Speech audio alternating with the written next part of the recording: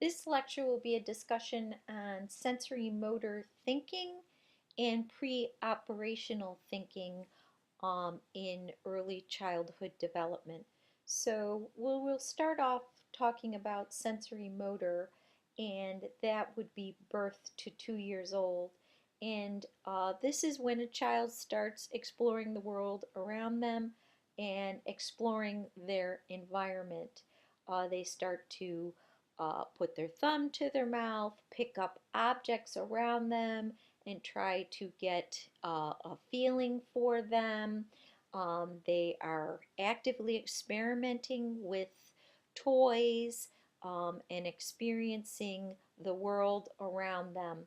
And one of the aspects of this stage is understanding objects, and what children have is an actual lack of object permanence. And you'll see in your textbook they have a whole section on object permanence, and we have a nice video of a child who lacks object permanence. And what this means is when a child is, say for example, they have a toy and you cover that toy up, they actually lack object permanence. In other words, once that toy has been covered up, they don't believe that the toy exists anymore. Out of sight, out of mind. That's the best way I can put it. And so if mother leaves the room, if the toy is covered up, if the toy is hidden, they just go on their merry way. They do not look for it, they don't seek it out. And then, approximately 8 months old, all of a sudden they realize that when you disappear, you've left and you're gone. At this stage is when children become fascinated with peekaboo, because all of a sudden they realize that you're really behind the hands, and it becomes a very, very fun game.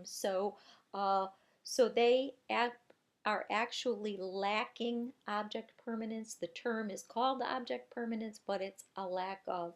They also, at about this time, start using symbols in, say, around 18 months old. If you notice with the child, you go bye bye, bye bye, and they will wave their hand, they gesture using symbols that stand for something else. Waving can be hi, it can be bye. It's a very nice way to engage with another person.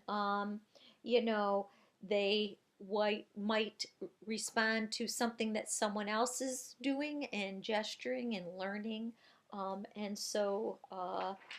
They are moving on into the world. And let's move on to pre-operational thinking, and that is a wonderful time. And we have a number of things that we want to discuss during this period. And the first one is egocentrism, and that is a child having the belief that you see the world as they see the world, that your perspective is the same as theirs. I always use the example of my niece who I took care of when she was little. And at about, I don't know, 2.5, 3 years old, she'd be watching Sesame Street or something, and she would literally stand right in front of that television set. And she wasn't being naughty, she wasn't hogging the screen. She just believed that if she could see the screen, then everyone else could see the screen. So uh, that is egocentrism. You believe everyone sees the world from your perspective. Sometimes it would be funny also, because I'd call her mom during the day at work so she could talk to her mom. And she would point to a drawing that I had hung on the refrigerator. And she would say to her mom, "Do you see my picture? Do you see my picture?" And of course, her mother can't see the picture. It's through a phone line. But in her perspective, this center of her ego, she believed that her mother could see the drawing if she could see the drawing. And that is what egocentrism is. So That is a fascinating thing. Along with egocentrism, we have animism, and that is where children, and of course, any child who has a stuffed animal believes that the stuffed animal has a life of its own. This is where the child has a tea party with their stuffed animals, and the animals have voices, and they drink tea, and it's really, you know, uh, animals have lifelike properties, so it's actually incredibly sweet. So they just feel like their animals also have feelings just as they do. And this pre-operational stage is from, 2 years to about 7 years old. So this is, prime time for dolls and animals, inanimate objects to come to life. Along with this is another phenomenon called centration. All right, this is where children lack the ability to understand conservation, mental operations.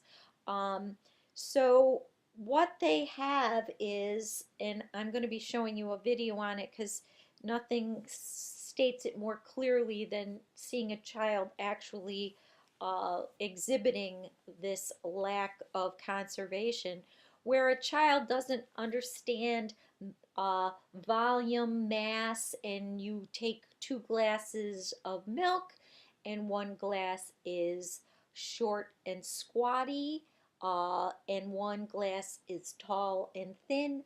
They both hold the same volume of milk, but to the child, the tall glass, to them, because they lack conservation, the tall glass has more milk in it than the short squatty glass.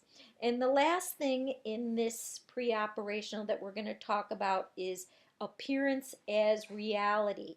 And this is when children, and I have another story to tell you, when children, when they see something, someone putting on a costume, something that might be scary, they view that appearance as being real.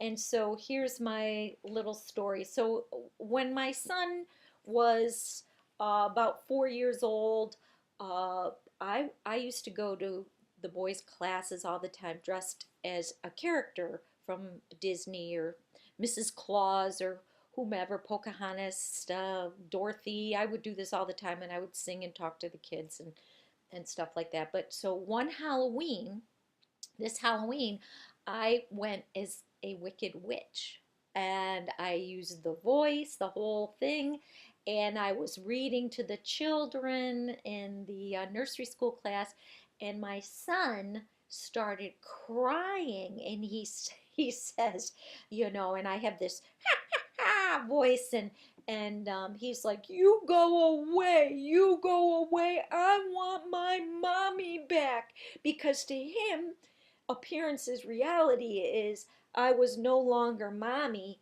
I was this wicked witch, and bless his heart. And that was before I went to grad school and understood what this was.